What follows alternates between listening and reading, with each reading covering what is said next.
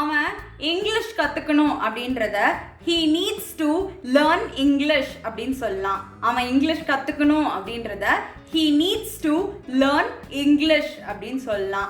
அவன் காசு சேமிச்சு வைக்கணும் அப்படின்றத he needs to save money அப்படின்னு சொல்லலாம்.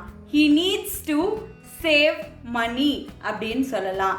அப்புறம் இது ரொம்ப சுலபமானது அப்படின்றத it will be easy. அது சுலபமா இருக்கும் அப்படின்றத என்ன சொல்லுவோம்? it will be easy அப்படின்னு சொல்லலாம். அவன் பிஸியா இருப்பான் அப்படின்றத he will be busy.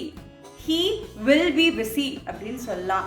அப்புறம் அவளுக்கு பனானா ஆப்பிள் போன்ற பழங்களை பிடிக்கும் அப்படின்றத she likes fruits such as bananas and apples அப்படின்னு சொல்லலாம். she likes fruits such as banana and apple அப்படின்னு சொல்லலாம்.